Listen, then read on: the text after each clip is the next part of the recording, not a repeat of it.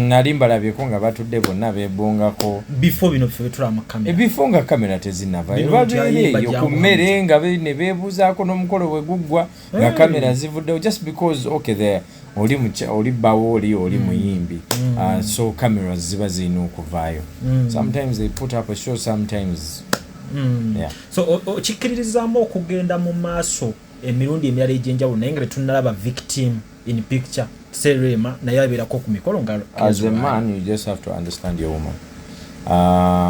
I'm not in Rema and Hamza's shoes or in their house or bedroom. So simanyi Rema yenga yebawulira. But gwe ng'omusajja if you're doing anything that makes your woman uncomfortable nga tekimuwa ddembe mukyogerako bwakulaga if it's something that Rema doesn't like then ajja kugamba Hamza alekerawo kikola. But if I don't see where the problem is. If Rema was uncomfortable with what Hamza is doing, she would have, yandibadde avoided that. Of course, wabira speeches ezo. Yeah, yandibadde because it's not the first time. They've done it in Mombasa. Was it Mombasa or somewhere? Yeah. They've done it at wedding ya Simon, the one I hosted. Jiwaliko. Yeah. They've done it. But zebachikola. But in most cases, era Kenzo yaita Hamza. It depends. Not Hamza kujoininga Kirumira mukwano gwa Hamza. Kirumira mukwano gwa Kenzo. Yeah. Abasajja twegatta. Nayagadde nnyo ofuna version y'omusajja ku keesi eno kuba abakyala mbawulidde nnyo. Ate ekintu kye basinga otwemulugunyako nti abasajja bwe twegatta tugeya abakazi. Abakazi be basinga ogeeza mu masaaluuni. Ne batugeya abasajja. Kuba kale byakyukakyukamu n'abasajja ennaku zino. Tugeya. But you're talking about a doctor. Doctor, a gynecologist. You know how busy he is. You're talking about an artist who is well traveled. Omuhimbi abeera busy all the time. Kati obudde obutuula okunyumya ali atya kati nonsense oyo ngo comparinga kwewe kyali ng'oli naye like ebintu kati byakyuka. Ayagala poloti 5 ku 10 nga za byapa zizino ebuddo kisozi ku kyalo kye bayita Sumbwa ebyapa webiri amakubo malungi ate we ziri wakuze osobola n'okkolera e Kampala ku Sunny Town eziriraanyewo. Naawe ayagala poloti ez'essente entono nga za ndagaano 5 ku 5 we ziri essente Mabukasa Wakiso Bombo n'ebitundu ebirala. Kubira nannyini poloti ezo akubuulya essente n'ebisingawo ku nnamba y'essimu gy'olaba wansi awo temuli bulooka yenna. Gwe ayagala cakes eza buli kika n'okuyiga okuzikola Morris Cakes and Bakery Limited bakola cakes eza birthday okwanjula baby shower bridal shower mu buli design yonna gy'oyagala traditional cakes n'ebika ebirala balina donuts bread eby'omulembe basangibwa Wakaliga okumpi n'akatale k'aba veteran ku nnamba z'essimu z'olaba wansi awo ku call ne WhatsApp kola order cake kutuukako yonna gy'owangaalira. Gwe ayagala okuzimba biodigester oba septic tanka ey'omulembe guno giyite kaabuyonjo etali ya ssente ate ng'egenda mu kifunda tewunya ate tenunwamu oyina ssomero oyina ddwaliro mizigo maka. Kubira abaali Hila Holdings Uganda Limited ku nnamba z'essimu z'olaba wansi awo ku call ne WhatsApp babere ng'ate bakutereereza ebya kaabuyonjo mu kifo kyonna ky'oyagala ogiteekamu. Arapex Tire Adhesive and Grout eri ayagala okusiba tayozi z'ezinywere mu ddiiro ku lubalaza mu kisenge oba mu kinaabiro oli wa ddwaliro oli wa keedi oba ekifo kyonna ky'oyagalamu obugumu obw'enjawulo olw'ekirungo ekiteekebwamu. Amwetaaze genda mu hardware ekuliraanye Sidin Tile Center ku Salama Road kosa n'ennamba z'essimu nga wooziraba wansi awo ku screen yo. Aba Pasha Styles Fashion Store abasangibwa ku Ham Shopping Grounds Block U shop number U78 ne U79 basuubuza ate naawe agula kamukamu. Balina engoye nga t-shirts plain n'ezo eziriko ebifaananyi sweater shirts jeans shorts capes unisex pants jumpers emisipi branded stockings sweaters kosa ne jacket basangibwa ku namba y'essimu eri wansi awo ku call ne WhatsApp naawe ayagala okudelivalingira mutegeregana. Kale nze lujja omulungi atulaba mugamba mutya bigenda bitya eyo na gye muwangaalira. So olunaku olwaleero twegattiddwako Mr. Henry okuva ku Galaxy FM ne Galaxy TV. Tugenda kuba nga twogerako emboozi of course nga wezitambula abantu waliwo ebintu ebimu betulireetinga naye nga waliyo abantu abatuufu obyogerako Mr. Henry ku nsonga nga weeriwo of course case study tugenda kukozesa embeera ya Hamza ne Rema Hamza Rema edi Kenzo Kenzo okubanga yava mukyala we yamuvaako n'agenda eri Hamza. Kenzo n'asigala nga mukwano gwa Hamza nnyo nga basobola okuhaginga. Tugenda kuba tukitambuliza mu mbeera nti guno omulembe ekintu kikyuse kitya, tutuuse tutyawo omwami okubanga talina buzibu ku musajja eyamutwalako mukazi we. Okusookerera Mr. Henry ogamba otya? Ndi bulungi.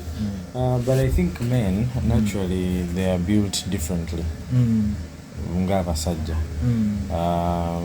Tojasanga wate kukuubagana. First of all, I don't want to kulaga nti obamba manyi nnyo oba ki, but I'm giving just an honest opinion and a public view.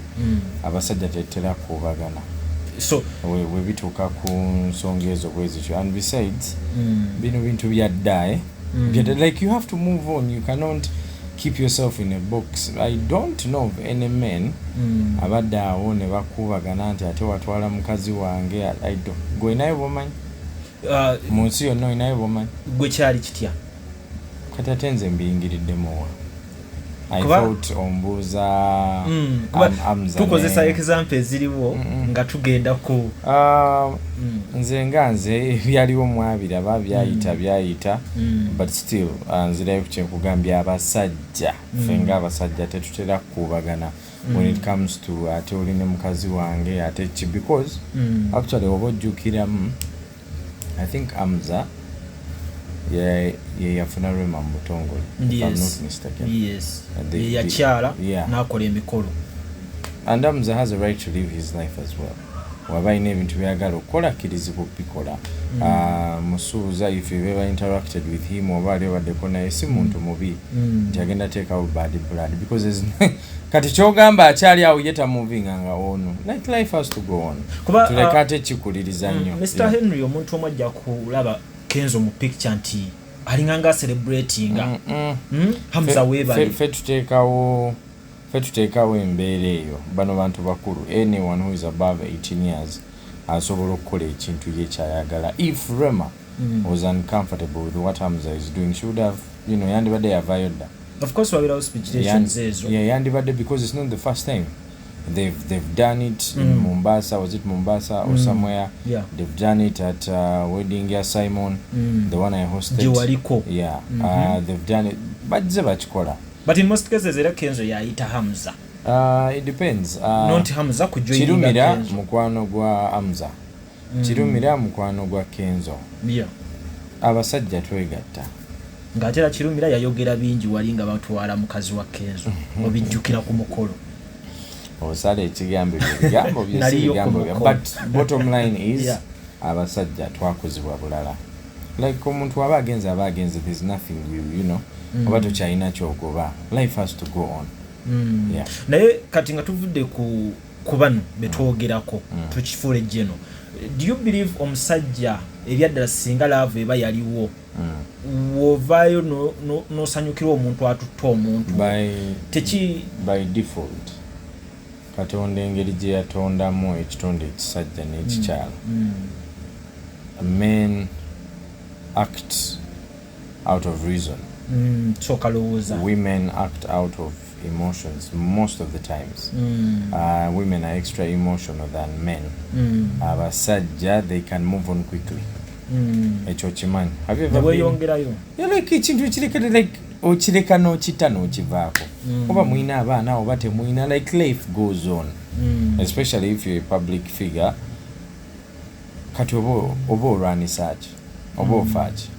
Yeah, life has to go on. Element ene ya omuntu public figure nga ate muyimbi. At times waliwo images tuteekawo just kuba abafanzi baffe ekyo kitulowooza kibayinza okuba nga kyebaagala okulaba. Those guys, if you oba okirelatinga ku Hamza ne Kenzo, if you've been where they are, basooka nakwebongako nga tanabamuyita. It's not a show. I don't think it's a showbiz thing. Kikula ne kivaawo ne kidda mu friendship. Nali mbalabyeko nga batudde bonna beebongako before bino ffe betula mu kamera. Before nga kamera tezinnavayo babeereyo ku mmere nga ne beebuuzaako n'omukolo bwe guggwa nga kamera zivuddewo, just because okay there oli bbawo oli muyimbi So cameras ziba zirina okuvaayo. Sometimes they put up a show, sometimes yeah. So okikkiririzaamu okugenda mu maaso emirundi emirala egy'enjawulo naye nga tetunnalaba victim in picture Rema naye abeerako ku mikolo nga as a man you just have to understand your woman. I'm not in Rema and Hamza's shoes or in their house or bedroom. So simanyi Rema ye nga ye bwawulira. But gwe ng'omusajja, if you're doing anything that makes your woman uncomfortable, nga tekimuwa ddembe mukyogerako.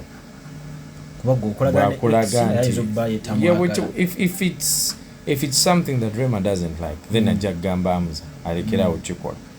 But if I don't see where the problem is. Yeah, I don't see where the problem is. It's a win-win for all. Yeah. Nayagadde nnyo ofuna version y'omusajja ku keesi eno kuba bba abakyala mbawulidde nnyo ate ekintu kye basinga otutwemulugunyako nti abasajja bwe twegatta tugeya abakazi be basinga ogeeza mu masaaluuni ne batugeya abakuba kale byakyukakyukamu n'abasajja ennaku zino tugeya. But you're talking about a doctor, doctor a gynecologist. You know how busy he is. You're talking about an artist who is well traveled. Omuyimbi abeera busy all the time. Kati obudde obutuulaawo kunyumya ali atya kati oyo comparinga kwewe kyali ng'oli naye like ebintu kati byakyuka. It's a global village, it's a society. Twetaaga abantu mikwano gyaffe more than we need people against us. So mu kifaananyi wano kyetulaba olwaleero n'abantu engeri gye beeyisaamu ku levels ezimu n'oli omusajja nti agiddeyo omusajja munejjambiya